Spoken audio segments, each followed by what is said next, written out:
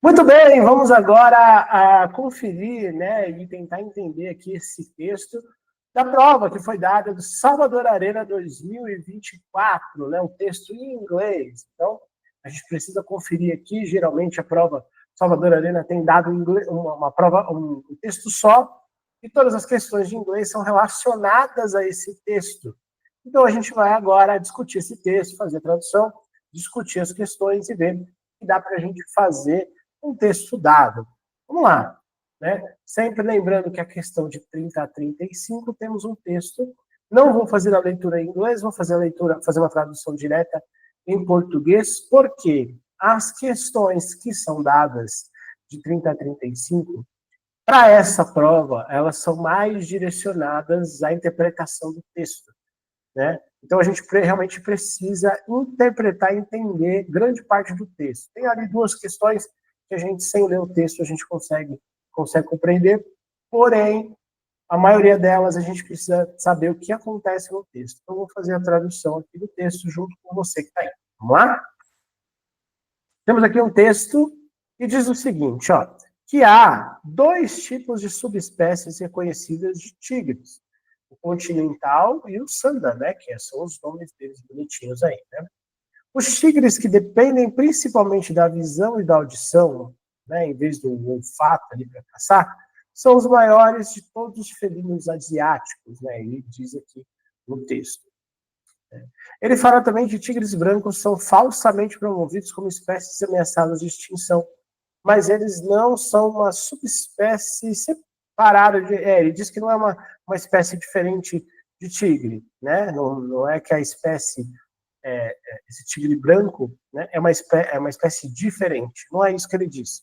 Ele diz que na natureza, na verdade, essa pelagem branca seria um obstáculo para eles, que não oferece uma camuflagem eficiente, pode até reduzir a chance ali de sobrevivência. Então ele está falando que no segundo parágrafo que, né, os tigres brancos eles são, né, vendidos ali, eles são marketeados, né, como uma espécie diferente, mas não são, é mentira, é a mesma espécie, tá? Então, é escrever aqui e veio dizer que é até ruim isso para eles, porque o tigre que nasce branco, né, essa camuflagem dele, ela é muito menor do que a camuflagem dos outros tigres, né? Então, isso é até um problema para eles na natureza. Aí ele diz aqui no terceiro parágrafo que os tigres brancos são resultado de uma rara mutação genética e a forma mais eficiente de reproduzi-los, né, de criá-los na natureza, é usando dois tigres que tenham genes recessivos para gerar filhotes com pelagem branca. Em instalações de produção em cativeiro, né, esses dois indivíduos geralmente são aparentados, tornando, né, isso que ele fala, o inbreeding, né, tornando isso comum, né? Essa palavra, né, esse inbreeding, é como se ele fala ali, né, procriação de animais proximamente relacionados, né? Então, como se fosse parentes, assim, né? Eles procriam primos ali e tal, para que aumente a chance de nascer um tigre branco. Por enquanto, é isso aqui. Aí ele fala que esse inbreeding, né, em todos os tigres, não apenas brancos, é comum nesses locais, os animais sofrem uma série de problemas de saúde significativos. Assim como a gente sabe também, né, a gente aprende lá em biologia, que os seres humanos também, né, esse relacionamento aí de primos e tudo mais, pessoas muito próximas, elas aumentam possíveis problemas ali que tem no DNA e tal. A chance, ela aumenta muito quando você tem relacionamento entre primos e tudo mais, pessoas que são de parentescos próximos. Então, isso pode criar grandes problemas também, aqui falando de biologia, falando dentro dessa questão de inglês, né? Questões comuns incluem deformidades na coluna, órgãos com problema ali, né? E deficiências imunológicas, né? Que diz aqui. No fim das contas, né, aí, no final de tudo, a realidade é que os tigres brancos não são uma espécie ameaçada, não é isso. Na verdade, eles nem sequer são uma espécie, não é? E sua pelagem branca é resultado de uma anomalia genética. É isso. Só. Em vez da gente ficar, né, olha que lindo, como ele é lindo, né, de ficar feliz com essa anomalia, né, ficar, né, admirando, a gente deveria se perguntar por que eles não estão vivendo lá na natureza, né? Por que eles não estão ali junto na natureza? Por que eles têm que ser retirados por ali? Bom, então dá para a gente ter uma ideia geral e sempre importante estudar em inglês para que esse tipo de texto seja compreendido com mais rapidez, para que todas as questões propostas de inglês nesse caso sejam sejam aproveitadas por você dentro da prova. Então ele diz o seguinte, né? No geral, que tem aí um equívoco que acontece. As pessoas entendem como tigres brancos como uma espécie separada e que nossa, como é lindo, como eles são lindos. Mas, na verdade, é uma anomalia genética, né? É um erro genético ali que acontece na procriação ali dentro da natureza, né? Agora vamos para as questões. Vamos ver aqui. Questão número 30. O texto tem como foco trazer fatos sobre animais de extinção? Não. Desfazer o equívoco sobre tigres brancos? Sim, né? Explicar o processo do inbreeding? Não. E caracterizar tipos de tigre em extinção? Também não. Então é a letra B, né? Aqui vai ficar para a gente a letra B. Claramente é o resultado aqui dessa questão. 30 é a letra B. Muito bem. Já na 31, ele está falando o seguinte aqui, ó. No trecho do primeiro parágrafo, which rely primarily on sight and sound rather than smell for hunting.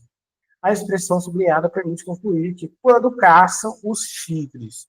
Então, lá, confiam na visão e na audição, confiam na visão, na audição e no olfato. B. Usam preferencialmente o olfato. C. Usam preferencialmente a visão e a audição.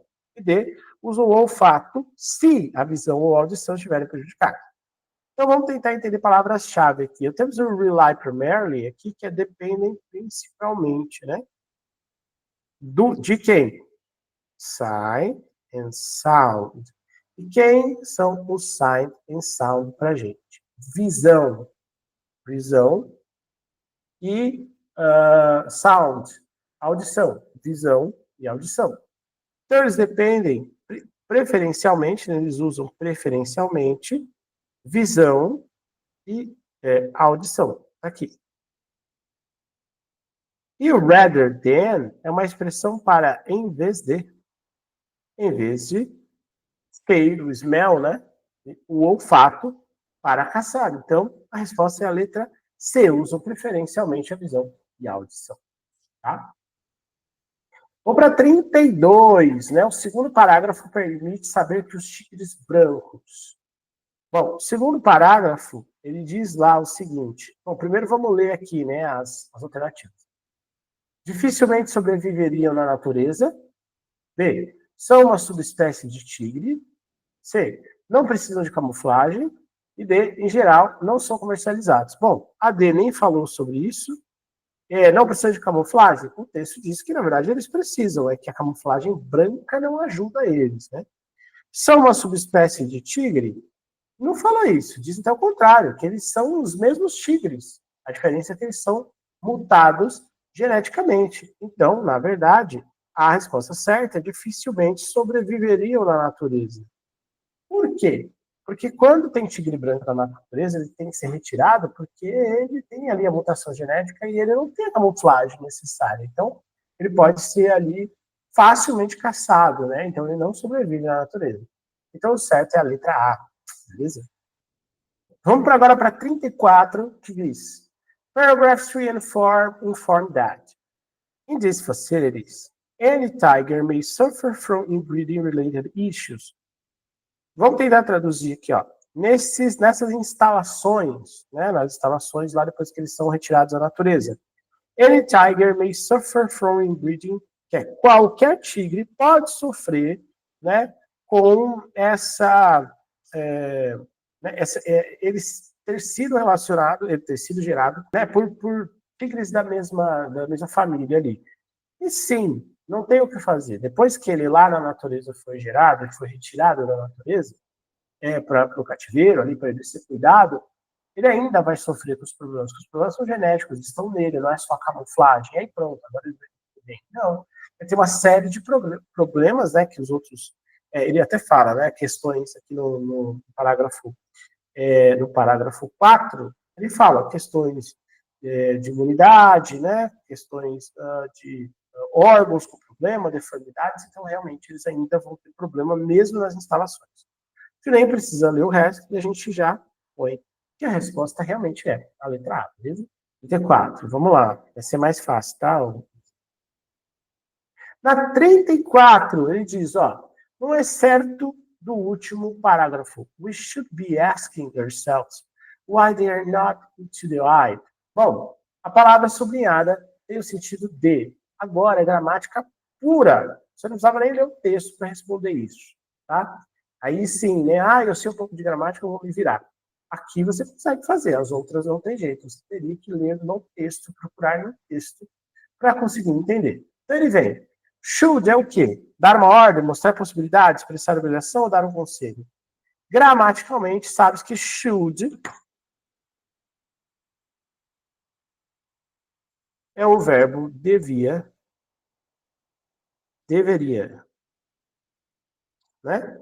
E ele expressa sempre uma ideia de uma coisa que você devia fazer, mas você não vai. Ah, eu deveria ir amanhã, eu deveria ficar em casa, eu deveria. Ou quando você fala para alguém, ó, você deveria estudar mais, você deveria fazer todas as questões, e aí dá um conselho. O should, ele expressa a ideia de conselho, beleza? Na 35, ele diz o seguinte, não é certo da última sentença do último parágrafo, we should be asking ourselves, é o mesmo do anterior, né, da 34, why they are not in the why. A parte grifada estaria correta como uma pergunta direta em, bom, why they are not in the why. Bom, aqui a gente está, não é uma pergunta, né, é uma afirmativa. Então não tem aquela característica de pergunta, né? Em inglês, nós usamos para o verbo to be, nas perguntas no presente e no passado, esta forma aqui. Quando a gente tem o they are, para fazer uma pergunta, eu pergunto como are they. Isso é gramática do inglês. Deveria ser are they. Are they? Para fazer uma pergunta de fato. Mesmo que eu tenha o why na frente. Quando esta parte virar inteira uma pergunta, o que eu deveria fazer? Why. O are tem o not, então aren't. Aren't they? E o resto, né? Aren't they in the wild? Pronto. É assim que deveria ser se ela estivesse isolada em uma pergunta. Ela não é uma pergunta aqui. Ela está apenas sendo uma afirmativa dentro de outra, terminando, né? A continuação de outra afirmativa. Aqui, ela é uma pergunta, e qual alternativa ajuda a gente a fazer isso aqui? A letra B. Por que a letra B? Ah, mas professor, tem o aren't aqui, só que você não pode pôr o not duas vezes. Então, você pode também escrever como why are they not?